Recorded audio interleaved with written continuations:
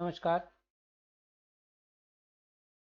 पिछले वीडियो में हमने देखा था कि ऊष्मागतिकी का फर्स्ट लॉ क्या होता है और आज हम पढ़ेंगे प्रथम नियम का विभिन्न प्रक्रमों में उपयोग तथा उन प्रक्रमों में किए गए कार्य का व्यंजक ज्ञात करना। जो थर्मोडायनेमिक का फर्स्ट लॉ होता है जिसके अकॉर्डिंग जब हम किसी ऊष्मागतिक निकाय को ऊष्मा देते हैं तो वह दो भागों में बढ़ जाती है। एक तो निकाय द्वारा किए गए कार्य में खर्च होती है और दूसरा उसकी आंतरिक ऊर्जा में वृद्धि करती है। तो अब हम अलग अलग प्रोसेस देखेंगे ऊष्मागतिक प्रोसेस और उनमें किस प्रकार से ऊष्मागतिकी के फर्स्ट लॉ का यूज होगा और उससे किए गए कार्य का क्या एक्सप्रेशन निकल के आता है उसको देखेंगे। तो application of first law in different thermodynamic process and expression of work in those process. इसके लिए सबसे पहले हम लेते हैं साइक्लिक प्रोसेस या चक्रीय प्रक्रम। साइक्लिक प्रोसेस या चक्रीय प्रक्रम क्या होता है? जब कोई ऊष्मागतिक निकाय अपनी एक अवस्था से अन्य अवस्थाओं से होता हुआ पुनः अपनी प्रारंभिक अवस्था में आ जाए तो इसे चक्रीय प्रक्रम कहते हैं। अर्थात एक ऐसा प्रक्रम जिसमें ऊष्मागतिक निकाय अपनी प्रारंभिक अवस्था से और कई सारी अवस्थाओं से होता हुआ पुनः अपनी प्रारंभिक अवस्था में आ जाए तो उसे चक्रीय प्रक्रम कहेंगे। क्योंकि जो ऊष्मागतिक निकाय है अपनी प्रारंभिक अवस्था में आ जाएगा इसलिए उसकी आंतरिक ऊर्जा में परिवर्तन जो होगा वो यू एफ माइनस यू आई, दोनों प्रारंभिक और अंतिम अवस्थाएं समान हैं तो डी यू की वैल्यू हो जाएगी जीरो। और ऊष्मागतिकी के प्रथम नियम से D Q is equal to zero plus W यानी कि D Q is equal to W. जितनी की हम उसे ऊष्मा देंगे साइक्लिक प्रोसेस में वो सारी की सारी कार्य में बदल जाएगी।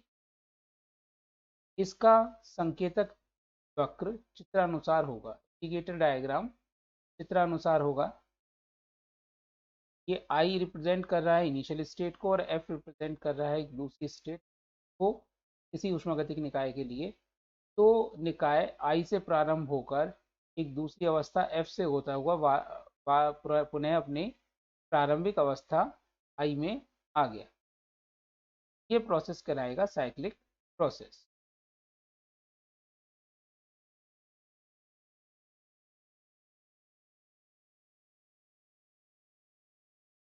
When a thermodynamic system it starts from a state and passing through other states, it comes it comes in its original state, then this process is called cyclic process.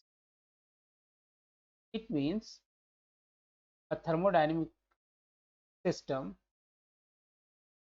starts in a thermodynamic process from one state and passing through other states, it will return to its original state.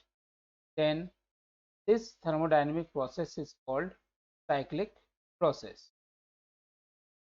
Since in this process initial and final states are same, hence change in internal energy will be zero, because change in internal energy is equal to internal energy in final state minus internal energy in initial state. Since both are same, so du is equal to 0. So according to thermodynamic first law, dq is equal to 0 plus w, hence dw. It means total heat given to the thermodynamic system in this process is converted into work. Its indicator diagram is as shown in figure. Here on y-axis we have pressure P and on x-axis we have volume V. Thermodynamic system starts from a state I and it passes through another state F and return back to its original state I. This process is called cyclic process. और यदि इस process का rotation clockwise यानी कि दक्षिणावर्त होता है तो वर्क डन पॉजिटिव होगा, और अगर प्रोसेस का रोटेशन एंटी क्लॉकवाइज यानी कि वामावर्त होगा तो वर्क डन नेगेटिव होगा। यहाँ पर हम ये देखते हैं कि इसका जो रोटेशन है वो क्लॉकवाइज है,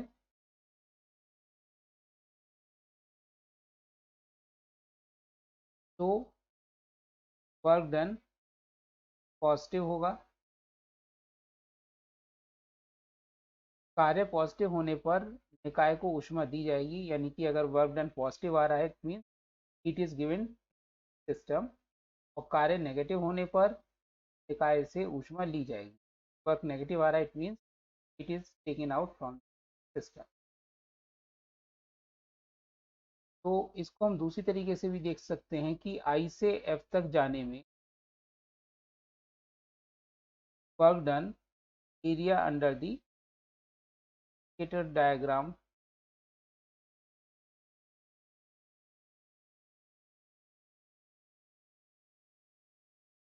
कैसे रिप्रेजेंट होगा,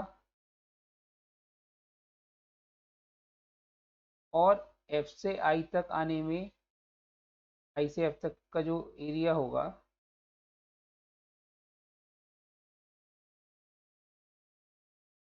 वर्क डन इस एरिया से रिप्रेजेंट होगा। आई से एफ तक पाथ 1 से जाने पर एरिया जो वॉल्यूम है वो इंक्रीज हो रहा है तो वर्क डन पॉजिटिव होगा।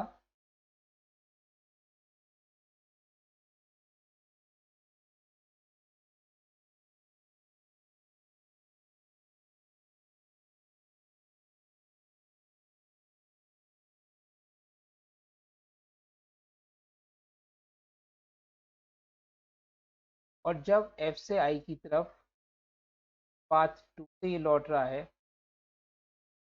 तो वर्क डन नेगेटिव होगा,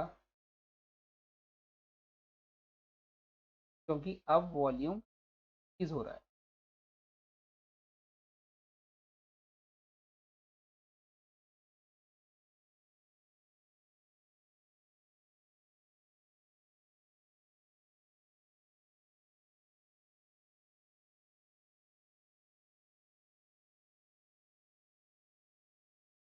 इस प्रकार से हम ये देखते हैं कि ये जो एरिया है that curve I to F path 1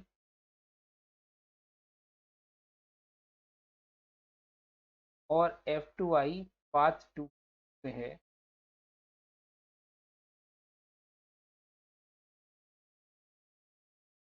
ये एरिया इस साइक्लिक प्रोसेस में किए गए वर्क डन को रिप्रेजेंट करेगा, और ये पॉजिटिव होगा, इसमें रोटेशन क्लॉकवाइज यानी कि दक्षिणावर्त है।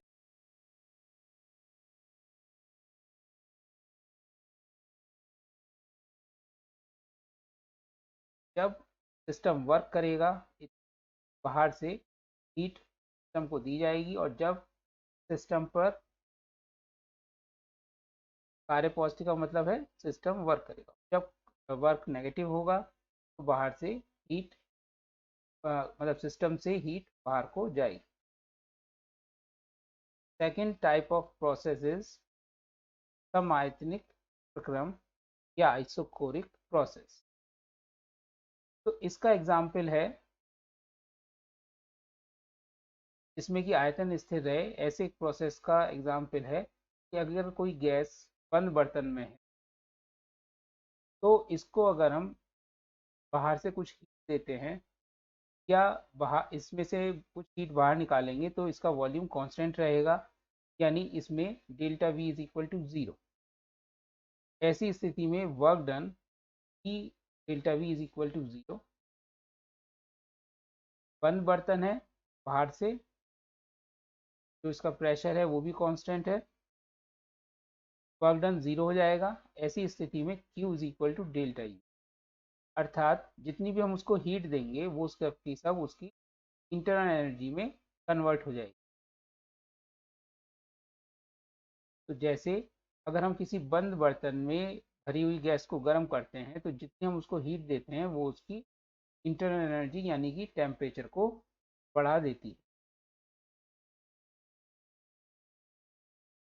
नेक्स्ट प्रोसेस इज समतापी प्रक्रम या आइसोथर्मल प्रोसेस।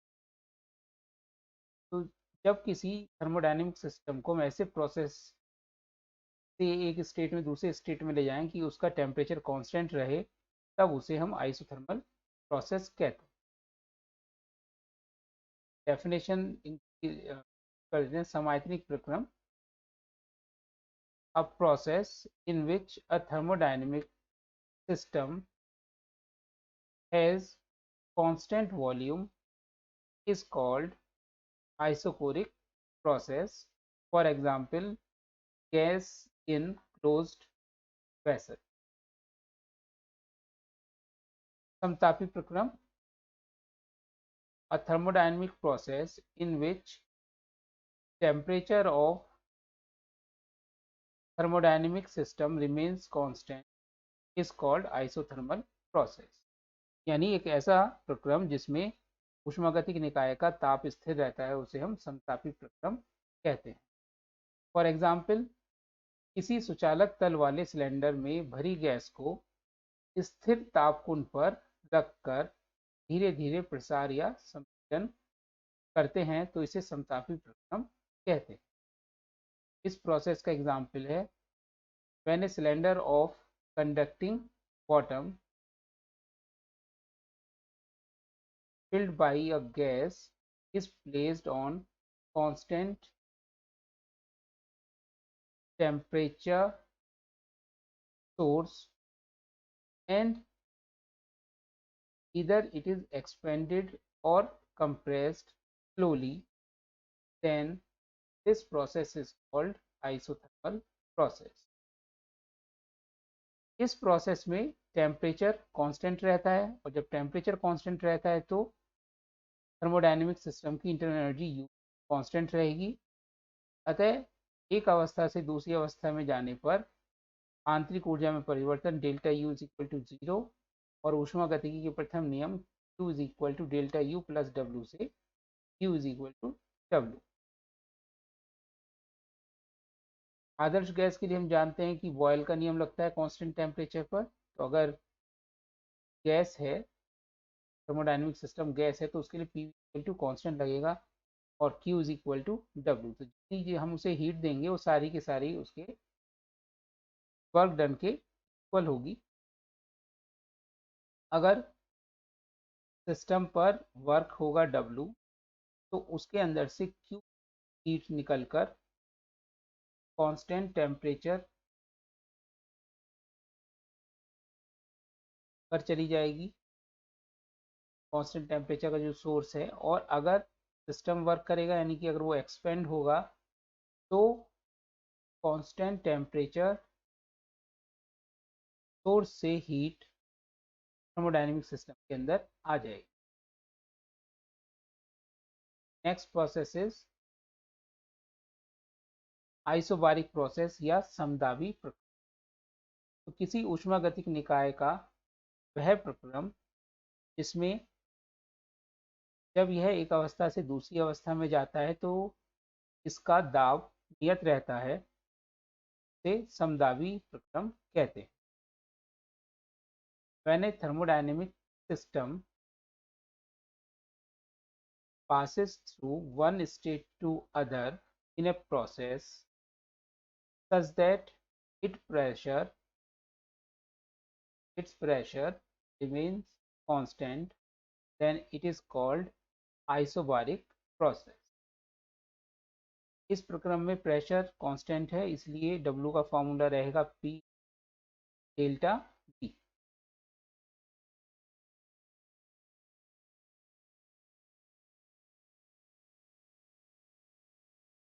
और ऊष्मागतिकी के प्रथम नियम से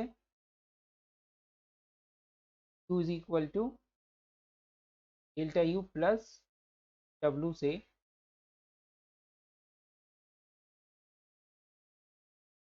Q is equal to delta U plus P delta,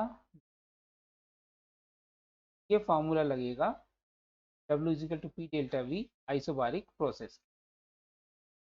next process is adiabatic process या रुद्धोष्म प्रक्रम।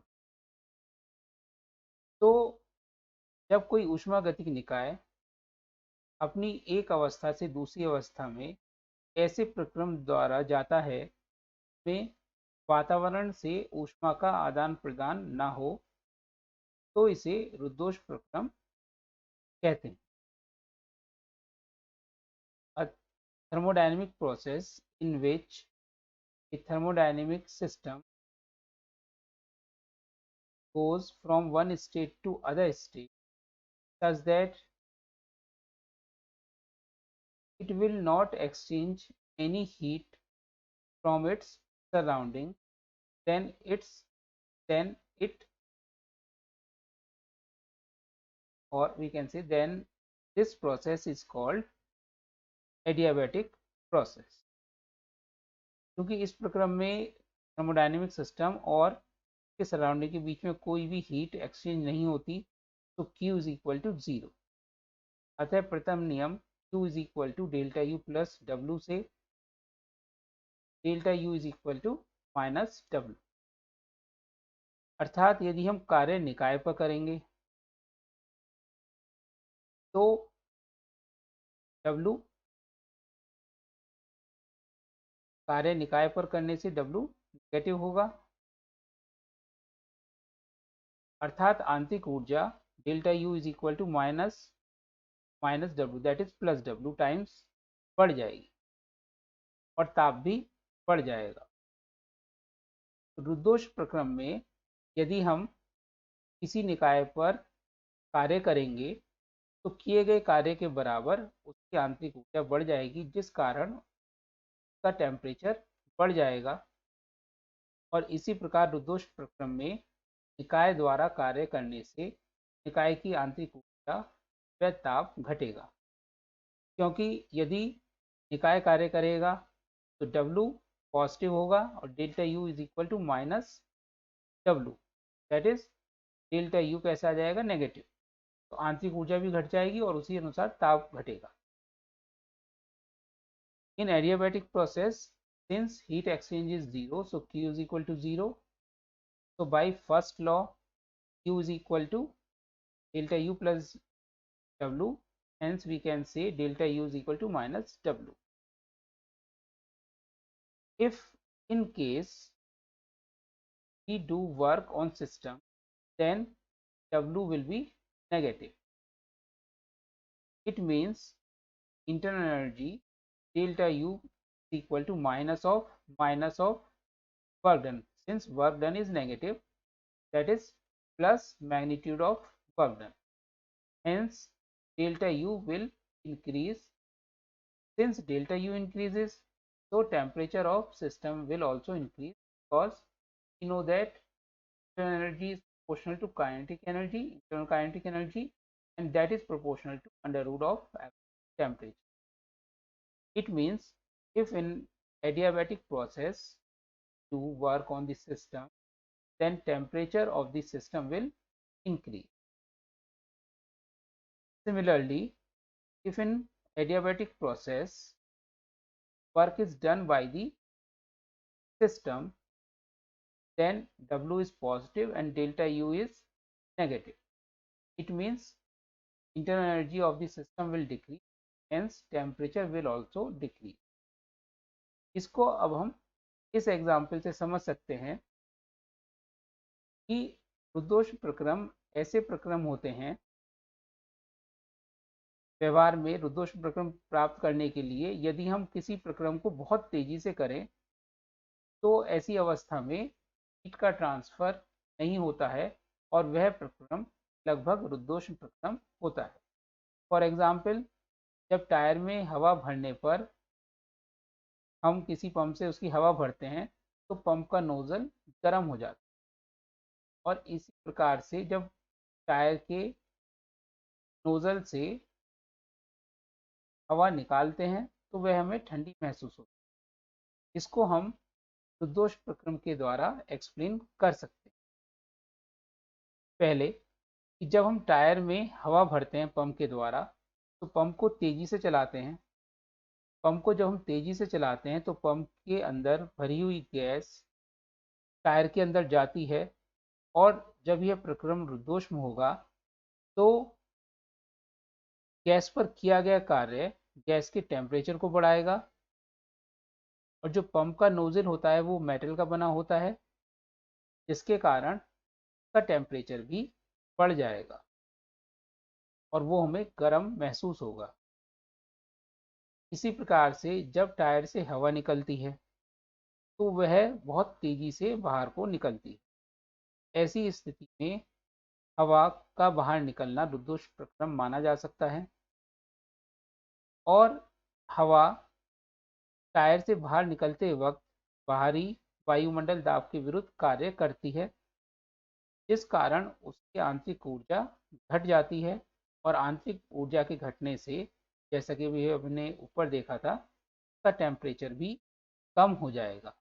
तो निकलती हुई हवा के बाहर अगर हम अपना के हवा के ऊपर अगर हम अपना हाथ लगाते हैं तो वह हवा हमें कुछ ठंडी महसूस होती है। तो यह दोनों घटनाएं mathematically formula delta U is equal to minus W से एक्सप्लेन कर सकते हैं।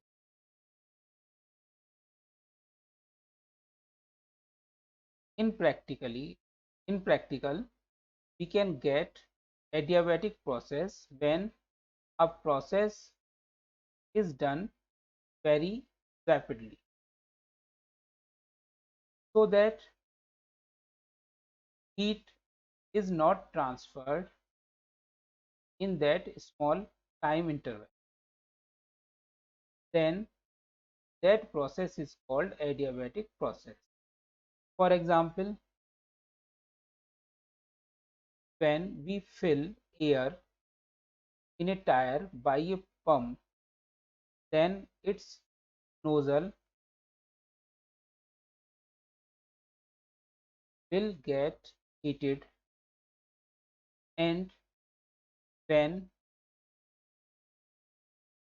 we sense air emerging out from a tire nozzle, we feel that it is cold than atmospheric air.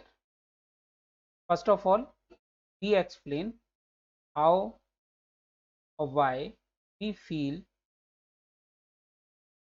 temperature rise in nozzle of pump. When we fill air in a tire by a pump, then it is done so rapidly then that this process can be assumed as adiabatic process. So work done on the pump will rise temperature of air,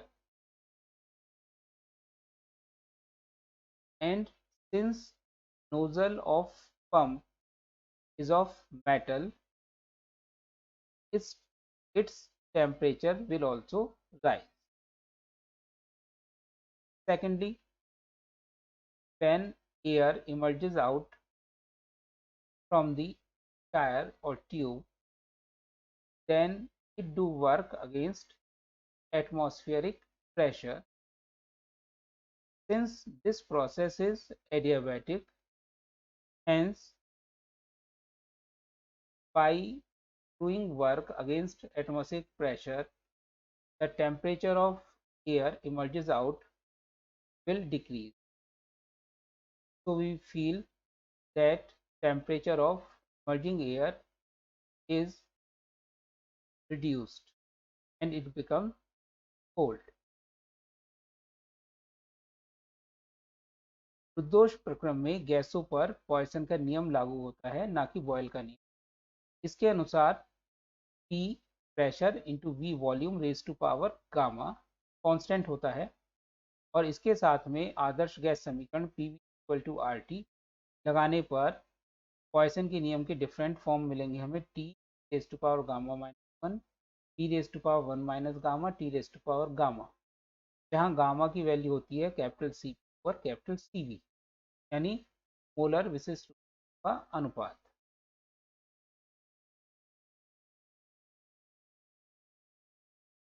अगला प्रक्रम है मुक्त प्रसार 3 expansion.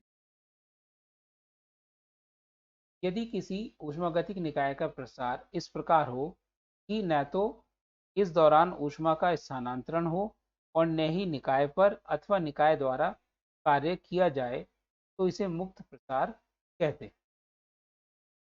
इसमें ना तो ऊष्मा का स्थानांतरण हो रहा है इसलिए D Q is equal to 0, और ना ही इसके द्वारा या इस पर कार्य हो रहा है इसलिए work done is equal to 0।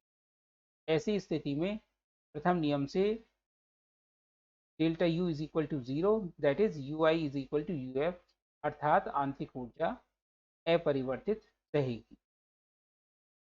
When a thermodynamic system will expand such that in this expansion there is no transfer of heat and there is no work done by the system or on the system in this expansion, then this expansion is called free expansion. In this case, since heat transfer is 0, so dq is equal to 0. Since work done by the system or on the system is 0, so W is equal to 0. Hence, by first law of thermodynamics, delta U is equal to 0. That is, initial internal energy is equal to final internal energy. It means internal energy will remain constant, or we can say temperature remains constant. तो ये कुछ प्रक्रमों में ऊष्मागतिकी का प्रथम नियम का प्रयोग हमने देखा, और उस प्रक्रमों के दौरान कार्य का हमने निकाला